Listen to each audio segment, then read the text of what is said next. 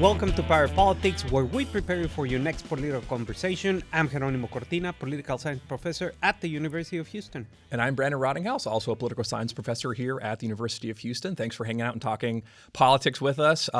This, Jeronimo, is our last show until September. We're going to take a little summer hiatus. We obviously are going to see a lot of politics between now and September when we come back. So our goal for this week is to talk about the things to watch for summer and then for early fall. A lot of things are going to happen between now and then, and they're going to have a really big impact on the state and on the nation as it sets itself up for the 2024 election. So let's dig right into some big news of the week, and that's that Joe Biden is going to visit Florida this week, where he's going to talk about the 6-week abortion ban that the Florida legislature has set to put into effect, really focusing on reproductive rights. Now, of course, this is set against the backdrop of the former president on trial and basically continuously violating his gag order, which could find some political liabilities with it. I mean, there's a possibility that him being rambunctious in and out of court could turn off some voters and highlight the fact that, you know, hey, by the way, I'm on trial for something. So it could be a problem. But Joe Biden is hoping to kind of refocus, really ignore that, which is really interesting. Like just to say, I'm not going to talk about that. He doesn't want to politicize it any more than it already is politicized. Correct. But instead he's going to talk about abortion politics, which is going to be a huge framing issue for 2024. So like, what do you make of the speech and sort of how he's trying to frame this big picture? Well, I think, you know, it's just basically very simple, right?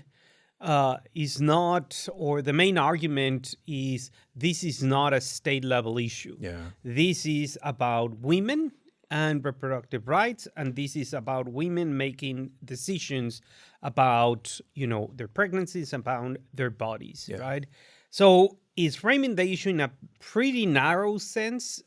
It's framing an issue not in terms of state rights, not in terms of anything else. And he's arguing, you know, the Supreme Court got it wrong. Yeah. So it's, you want to fix it.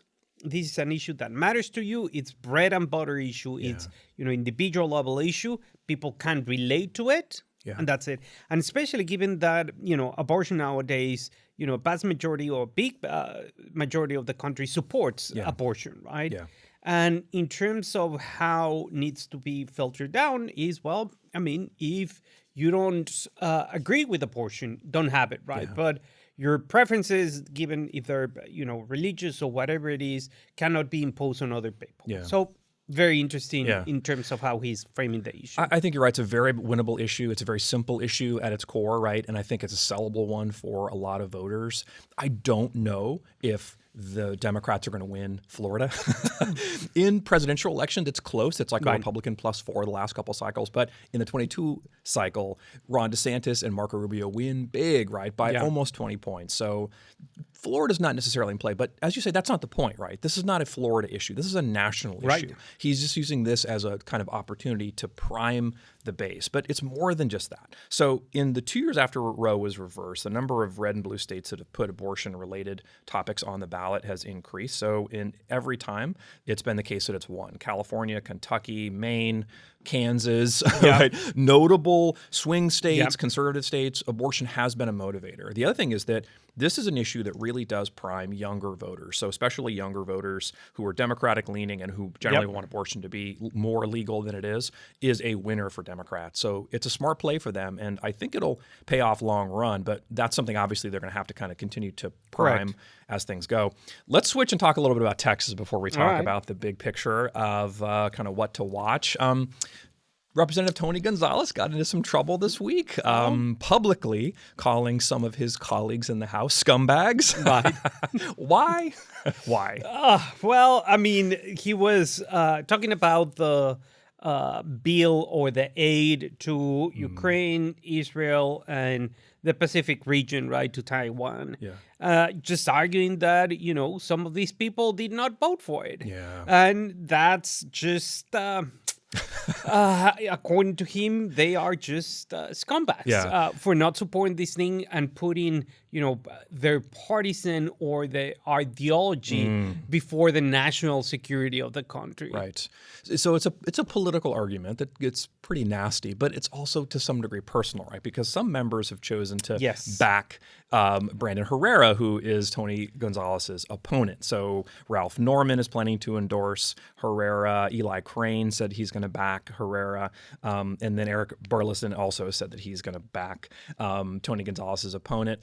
What's stunning to me about this is that you see a real divide here, number one. Yeah. You see the party really split, Right. and Gonzales is kind of caught in the middle. He's always been somebody who's been very outspoken about border issues, but he has a very particular point of view since he represents literally the district along the border. And has lived there, not like Herrera that used to live somewhere and then 2020 came back. Yeah. Fair. Or Ralph Norman from South Carolina, or Eric Burleson from Missouri. Yes. They have different levels of border. But as you know, that the support for that sort of policy is really rooted in partisanship more than about kind of that sense of place. But Gonzales has his point of view, and he's trying to find a footing in the party.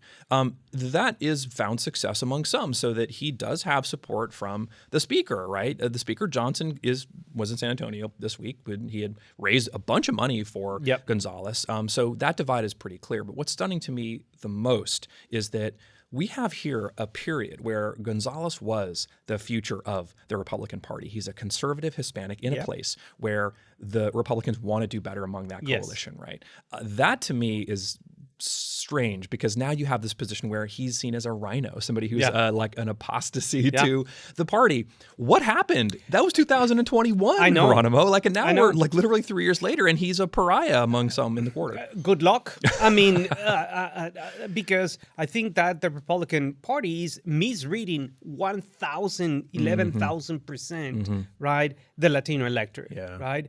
And if the Republican Party wants to be successful, is representatives like Tony Gonzales are, the ones that they should be promoting. Why? Because yes, the Latino electorate is heterogeneous, so on and so forth, right? But yes, it tends to be a little bit more conservative, right? But also it tends to be more progressive on other issues. Interesting, yeah. And it tends to be, middle of the road on other issues, right?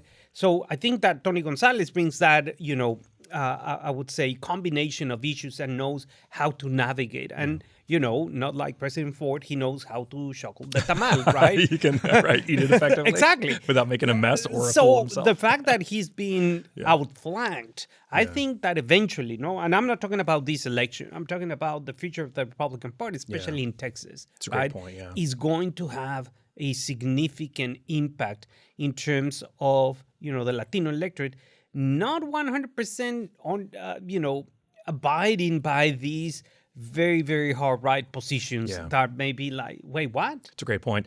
And, if President Trump is reelected, then it's possible that it will only exacerbate some of those divides. And it could create a problem for some members who find themselves in the middle on this issue, want to find compromise, want to find a solution, but won't be able to. And, Tony Gonzales is really kind of trapped at that point. So to me, that change has been just stunning. But really does reflect the fact that this is the politics of today, especially in the Republican Party, that's struggling really to find itself. It's got an identity crisis. Indeed. Well, let's talk about what's to come, Jeronimo. We are going to go on hiatus, right? We're going to get a little break. We won't be here to be able to explain all of the chaos of the week every single week, but we definitely have a kind of primer for some things that we should watch in the near future. So obviously, we do this as a service. Right.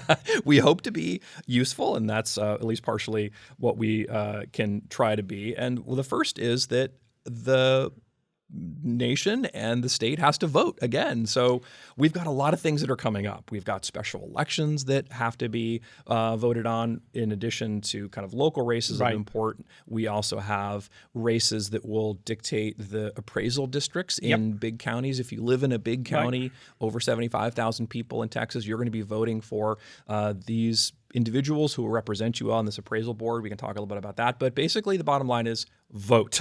Yeah. Make sure that you're registered. Make sure that you can get out there and vote, because it's so important. Because honestly, turnout's going to be really, really low. If we hit 4%, I will be very happy. But that's been a struggle in most midterm, most primary, primary runoffs, right? Very unlikely we're going to have big turnout. Well, and here is the best, example, right? Everybody that is a homeowner complains about property taxes, right? We're going to have an election to elect, the appraisal district boards. They do not make decisions about property values, but they appoint the member of the appraisal review boards, or whatever they call, that actually hear your protests and actually, choose to lower or not your property values. Between 30 of 50 counties are going to have elections. 50 counties are going to have these elections, right? 30 out of those 50 are not going to have an election because tell me why. There's no candidates, right? There's unopposed candidates, et cetera, et cetera. Right. So the question here is, right, if you really want to play the democratic game, right, you have to have a responsibility to go out and vote. Show up and or run for this position. Now, you're right. This is certainly the case that it's very new, right? This is in effect because voters approved this constitutional amendment, which now sets this in stone. Right. So the fact that it's still kind of becoming a common thing is probably the reason. Okay. But this is, of course, just another level of election that has to be put into effect. So people have to learn more about the candidates, and they have to understand what they do. Right. It's I wouldn't say it's a big lift because, it's sort of an expectation of living in a democratic country, but it's also a lot more to do. So it is certainly something that is an additional thing. But these highlights how important, right, these local elections are. These are the elections that have a direct line to you and whatever preferences you want to be represented. So I have two questions. The first question is... No.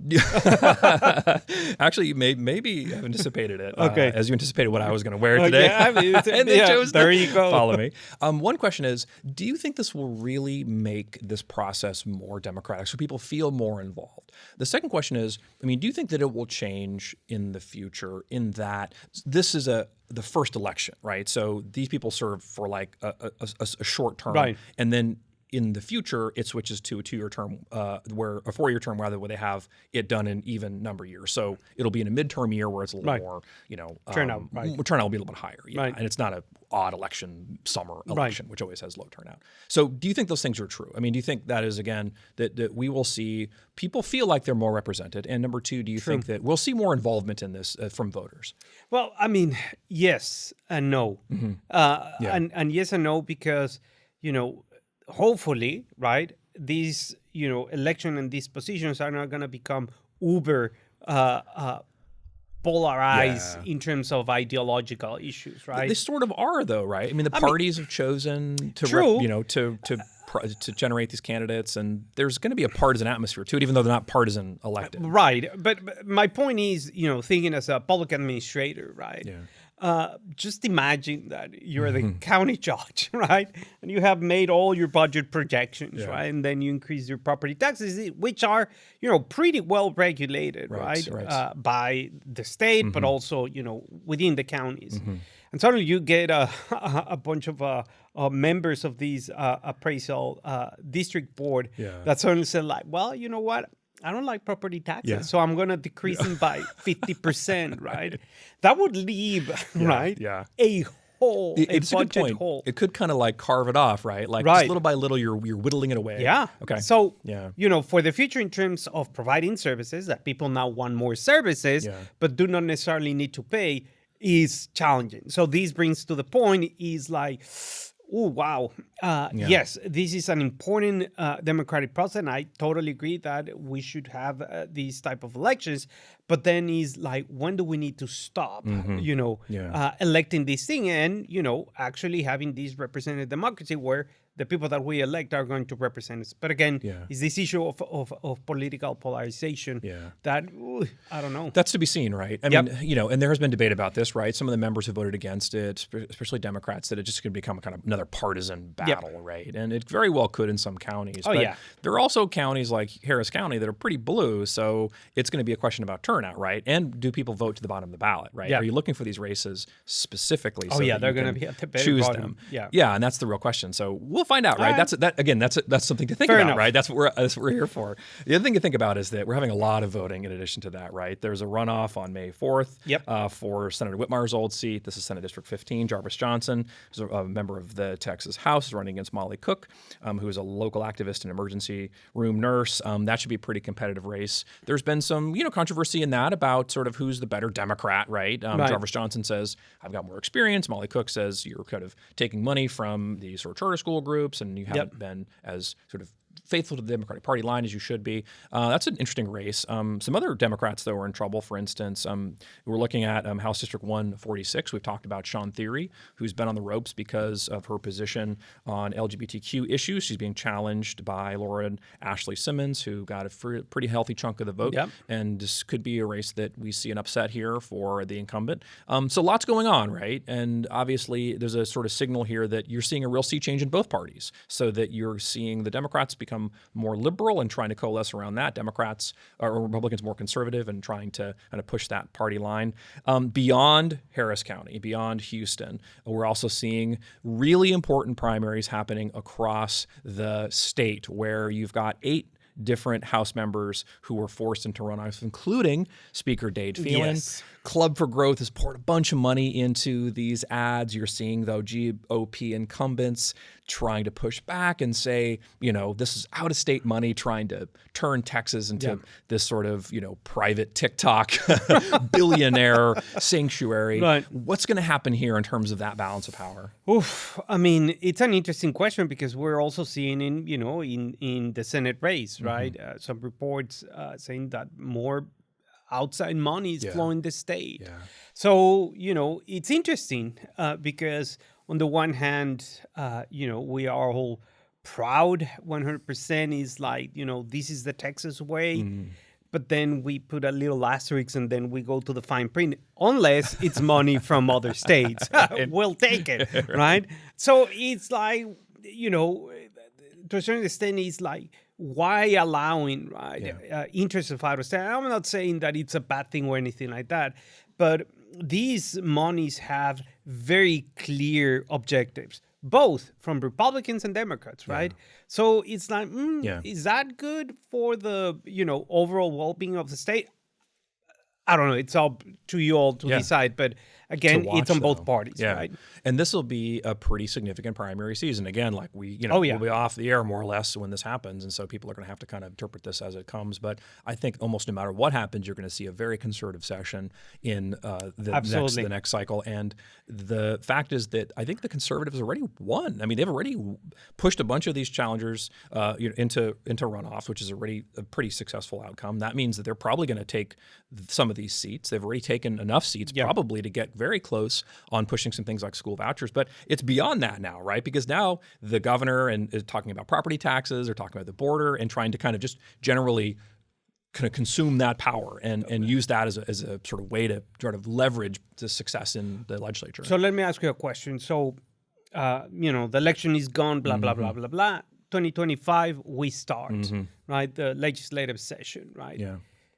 How much more conservative, right, in comparison to the last session that was like pretty conservative, right? I mean, they feel and push a very, very, very conservative agenda. How much what farther? More is there to do? One, well, and two. It's a two-part question. Okay, that's good. Indeed. And then the second one is, given the Tony Gonzales situation, right, and the fractured Republican Party, what could happen, right? It's like, if you push it, are you going to break the how do you call these? The rubber. Yeah, the rubber band. The rubber band. It'll snap. If Yes. and if you keep putting it in and out, it'll get worn down and break. On the first question, I think the answer is yes. There are all kinds of ways this can happen. Okay. But actually, Glenn Rogers, who was one of the members who lost his seat, has made it clear that he thinks that anything else that's done in a manner that the conservatives want is probably unconstitutional.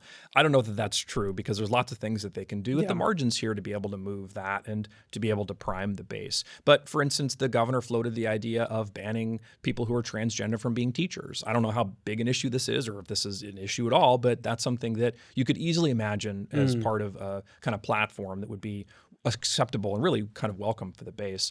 And the second question is sort of your question, and that's your perpetual question, like how far can Republicans push it before they have a reaction from the public, even in their own party, that says you've gone too far? I don't know. I don't think we're quite there yet. I think polarization is really hardened in this sense that people aren't going to vote for the other side. The worst that's going to happen is they don't show up to vote. So maybe that advantages Democrats. But I don't know that given where things are in terms of how the districts were drawn and how the state generally votes, right? We talked about this last week. Rural votes are still going to be big and turnout is better in some cases than in suburban and urban areas. So the Democrats are always going to get outvoted in those senses unless there's sort of some kind of huge change. So it's a long way of saying that basically it's really tough for Democrats to be able to kind of find some momentum here. And Republicans could probably go a little farther before they get any kind of real kind of pushback and sanction.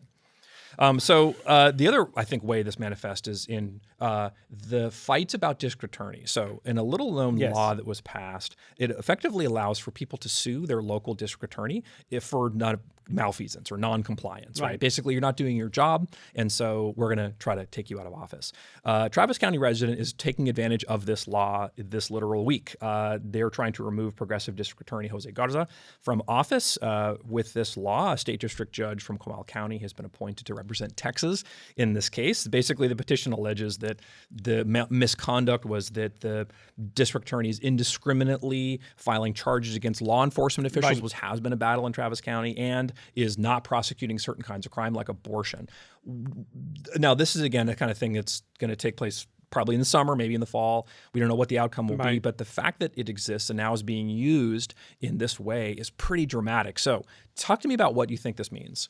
Well, what it means is, once again, that these issues has been politicized, right? Yeah. And on the one hand is the intervention of the state saying, no, I want you to prosecute these things. Then district attorneys is like, wait, I was elected, one. Two, and I have these prosecutorial discretion, right? In terms, if I understand that we're going to have a chance or we're not going to have a chance to win this particular case, whatever it is. So once again, it's the control of the state on local issues, while the state complains of the federal issues, tried to control the federals, the feds. You're preempting us, right? Well, wait a minute. So it's like cognitive dissonance all over the place. But this has very, very important implications, right? Because if you're a DA and you don't want to be, no one used House Bill 17, right? That is the bill that allows you to petition removing a district attorney. Then it's like, oh, let's prosecute everything and waste resources and being not very successful in convictions, et cetera, et cetera. And the other one is, these issues are going to be, once again, along partisan lines, right? In terms of, these the ones that are going to be doing the investigation are also Republicans, right? So it's once again, it's unavoidably partisan in that way. But the precedent it might set would be really stunning. Now, every big county DA is watching this because they've all made similar kinds of statements about what they plan to prosecute and not. Abortion being one of the biggest ones. So it's going to have a certain chilling effect on DAs about what they plan to do in an office. So it may actually sort of change the politics of how these races are run. The other is sort of exactly how the courts handle this, right? What do they perceive as being kind of misconduct in office? Because prosecution, it does, is sort of a variable thing, right? Sometimes you do, sometimes you don't. So how much of it has to happen in order for it to be officially kind of misconduct? So that'll be interesting to watch because that's going to be a real kind of stunning precedent for all big county DAs. Well, the last thing that's going to happen this summer that has a major impact on the 2024 election is that the Supreme Court is going to decide on whether or not the former president, that is President Donald Trump, is immune from federal prosecution. There's no kind of legally tested outcome on this. The Justice Department says that, yeah, you can be. The Trump's attorneys say there's no reason that should be the case, and it would just open up all kinds of problems for presidents to be prosecuted for stuff they did while in office. What do you think the court's going to do here?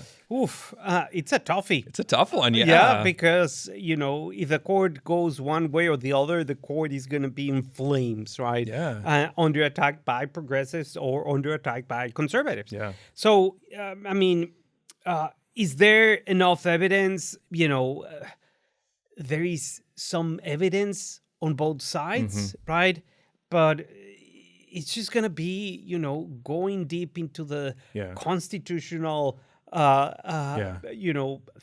of the 1800s. It's actually, this is why I love studying institutions, because it gets to these core questions about, like what it means to be president, right? Yeah. And it seems so basic and obvious, but like, what do you get as president? What do your powers look like? What's the bundle of things that you get, responsibilities and liabilities? Right. And that's really a question that goes to the core of kind of how we conceive of the presidency. So I don't want to oversell one case, but it does have important implications for what presidents do in office, because if now they can be prosecuted after they leave for doing certain things, then you might see them think twice about it, right? So for instance, one of the things that President Trump's team says, for instance, what happens if you order SEAL Team 6 to go kill Osama bin Laden, and then eventually somebody sues you for this? Right. If you are found not guilty, then you're sort of getting away with murder, literally. But as a kind of matter of course, in office, you ought to be somebody who can have these decisions and have them protected by the kind of seal of the U.S. presidency. So it's a really important question, and the court's going to have to make some tough choices here. Well, but on the other hand, is like, he can order the assassination of a political opponent, right? Yeah. So it's like, I don't think that's very... The implications are really dangerous. Very legal, right? And that's the trouble. Yeah, where's that line? So we'll find out. Absolutely. But, thank you all for watching all this season. Obviously, we want to thank all our friends here, the Party Politics team, that without them, we would not be...